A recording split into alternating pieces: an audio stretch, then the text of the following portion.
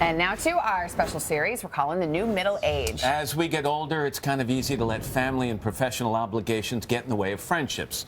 We've all been guilty of that, but Joan Lunden's here to show us why it doesn't have to be the case. Joan, good morning. Good to see you. Good morning. Good to see you. So the question is, how important is it to have close friends as we deal with the anxiety that often comes with aging? I brought one of my closest friends along on an experiment that definitely put our friendship to the test. Walking into a lab at the University of Virginia, my friend Louise and I are a little nervous. Today, we are research subjects for neuroscientist James Coan. So tell us what we're in for. What we're going to do is we're going to put Louise into the scanner to monitor the movement of blood through her brain.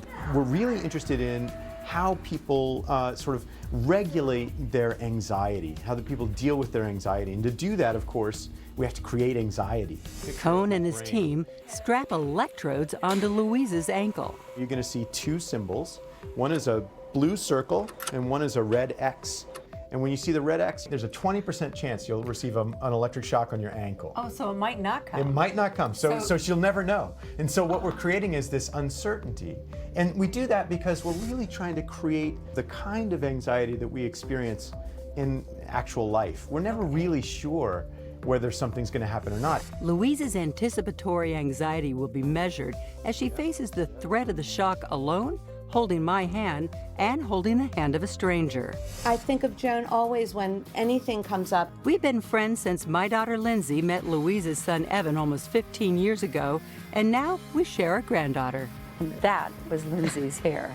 It's a close bond, one that researchers say could add years to our lives. Midlife friendships are really the key to thriving. It's this secret that no one talks about. For her new book, Life Reimagined, The Science, Art, and Opportunity of Midlife, Barbara Bradley Haggerty interviewed hundreds of experts. Those people, the large network of friends, actually live longer, they're less likely to have a stroke or heart attack, they're more likely to keep their memory intact.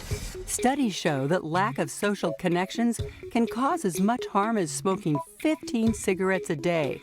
The health risks even outweigh obesity. And middle-aged Americans are only becoming more isolated. In 2013, 45 to 64-year-olds were 29% more likely to live alone than they were only 10 years earlier. With each year, social isolation takes on increased urgency as a really as a public health issue. So what actually happens in the experiment when you have somebody that's meaningful to the person hold their hand? What actually happens is that you see regions of the brain that are associated with everything from how we regulate our own emotions to how we sense the state of our body. These quiet down as a result of the touch. You did great. Did you notice a difference being alone versus being with somebody? Oh yeah, well, as soon as Joan walked in and she grabbed my hand and I felt like that emotional attachment that she had my back. And did you feel I was like, I got you, baby, yeah, I got that's you, how I felt. I got you. And you felt that? Oh, totally. I couldn't. But when the stranger, whoever that was, the unknown person was in, I honestly felt like I could have been holding on to anything. It wasn't that same human touch as when Joan was in there. As for Louise's actual results, the areas in red represent regions in the brain where blood was flowing during the shock threat. We see lots of red when she was alone, and slightly reduced with the stranger, but when I was holding her hand, gone. We're seeing how you, Joan, take on part of the regulatory job of her emotional state. Yeah. But there's so much more going on than that.